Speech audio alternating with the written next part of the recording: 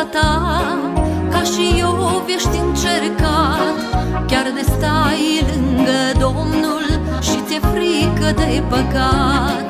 Căci vrăjmașul te pândește și îi cere Domnului să te încerce ca să vadă dacă ești copilul lui.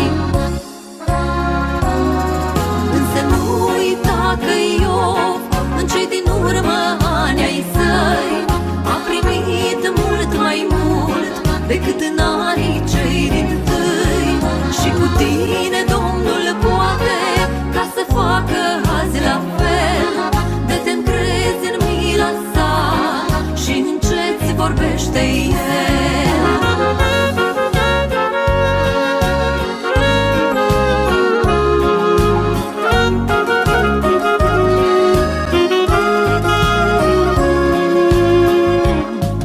Este greu să te rogi când nu ai pe loc răspuns. Este greu să mai crezi când durerea te-a răpus. Și te întrebi până când în vâltoare o să te zbați și te simți părăsit de prieteni și de frați. Însă nu uita că Iov, în cei din urmă ani ai săi, a primit mult mai mult decât în anii cei dintâi. Și cu tine Domnul poate ca să facă azi la fel, de te încrezi în mila sa și încet vorbește El.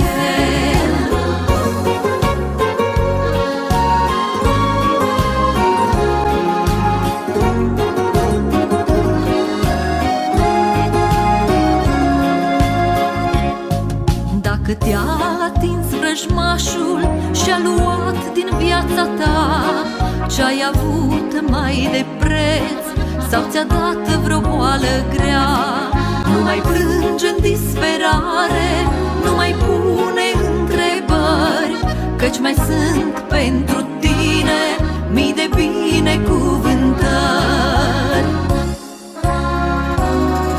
Însă nu uita că Iov, în cei din urmă ani ai săi, a primit mult mai mult decât în anii cei dintâi.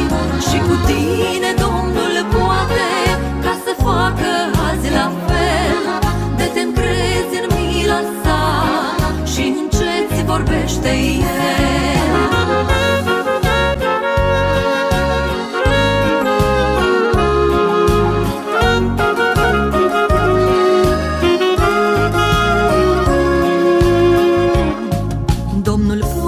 Ca să schimbe norii grei în soare iar și să-ți dea fericire, pace fără de hotar. Vei uita suferința, tot ce te-a durut cumplit, vei simți mângâierea celui ce te-a izbăvit. Și de crezi vei primi în cei din urmă ani ai tăi, ca și Iov, mult mai mult decât în anii cei dintâi. Mai adună-ți azi puterea, nu vei fi zdrobit mereu. Nu e veșnică încercarea, veșnic e doar Dumnezeu.